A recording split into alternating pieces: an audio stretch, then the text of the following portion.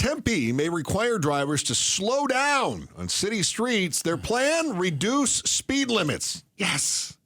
Something that staffers say is necessary to do away with limits that abruptly change on certain roads and update outdated speed guidelines on roads that aren't used as they were in the past.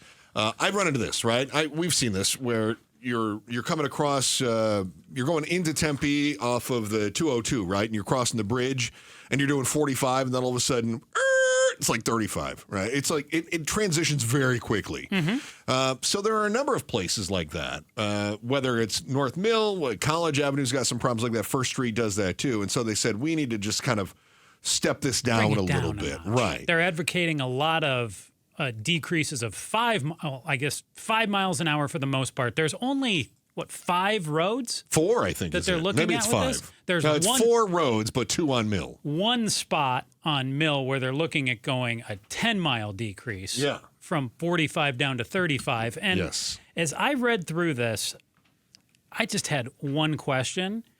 And I'm not a speed demon. You know me. You've been in the car with me. I'm certainly not breaking any traffic laws, going crazy. At times I'll go a little above the speed limit, but I'm not. No, normally you drive the correct speed limit. What terrifies me with you is you are the vehicle equivalent of a close talker. A close talker? Yeah. Do you know what a close to the person? I get very close to the person. My gosh. I got to tell you this. I've ridden with Joe numerous times, and he puts a lot of trust in his brakes. Yeah. If you are at a stoplight, let's say that let's say you're doing an on-ramp, right? And the on-ramp is metered. You've never told me this. This is good to know. It terrifies me. Why didn't you tell me? So you've got a lineup of cars. Joe will accelerate down the ramp, and about 10 feet before the car in front of him, slam on the brakes. Yeah. I don't think anybody locks their seatbelt up as much as you do as part of your normal driving. It's terrible. It's the only thing you do that's terrifying. Like, otherwise, you drive in the right lane, you drive the right speed limit, but man, do you wait until the last second to brake. You are the vehicle equivalent of a close talker. So my question as I read through this article, and we're in the communication business, just tell me that. I'll make sure to brake even closer. Oh, okay. That's why I didn't. Mm-hmm. Okay, what is it worries you about this? Not worries me. I'm not worried about everything in the world, just about 80% of it. Okay. Why can't we simply raise some of these speed limits? Why do we have to lower?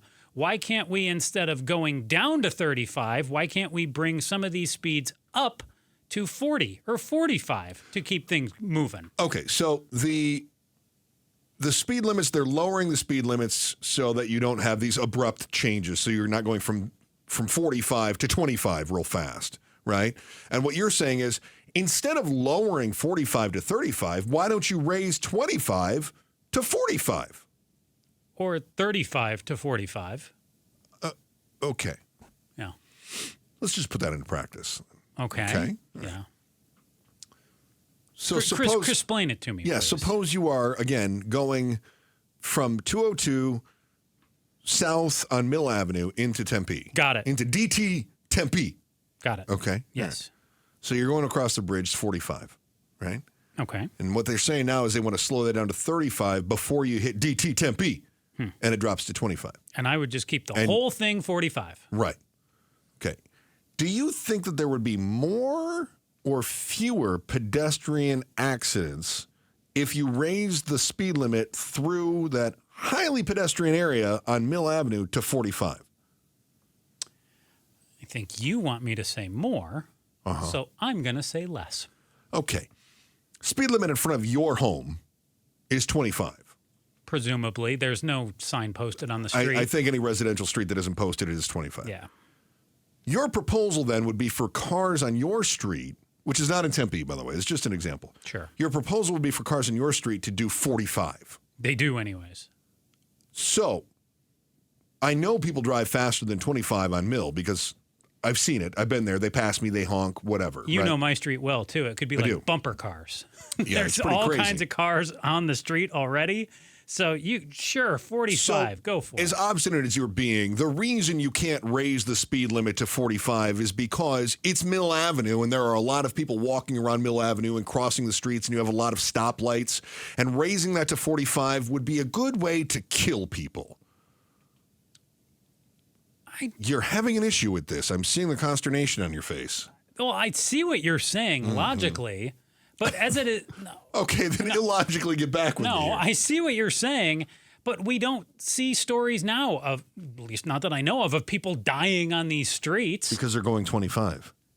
No, but they're also saying they're going to lower the speed limits in some parts. On the other streets leading up to the street that's 25.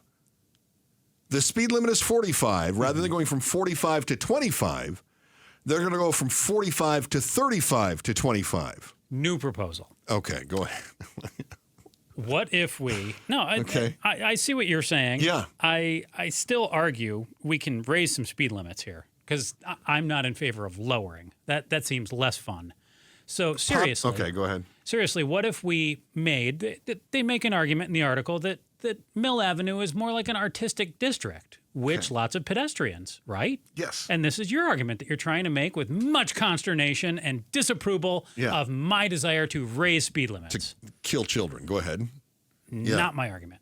So, but what if we made Tempe truly an artistic walking district and we just put up some boundaries and we raised the speed limits around there and we just said, hey, you can't drive through Mill Avenue?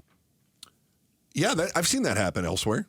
I've seen that happen. I gotcha. You're on board with that? Yeah. Yes! I think it's worth exploring. I do. Yeah, I've seen that happen elsewhere where they turn a district into a pedestrian area. If it is so slow. In fact, I think there's one in Chandler, if I'm not mistaken, that they did that around downtown Chandler. And Mill Avenue, I went to ASU for 4 years. It is very slow, particularly on the weekend. The horse on the mounted unit, they're moving quicker than the cars. That's true, yeah. So if you're going to say, hey, being on a car is so dang slow and there's cruising going on and all sorts of stuff, why don't we just say no cars and we let the cars leading up to that point move a little faster for the flow of traffic? Yeah, if you want to go Mill Avenue, you walk. Yeah, obviously you'd have to add some parking off the adjacent streets.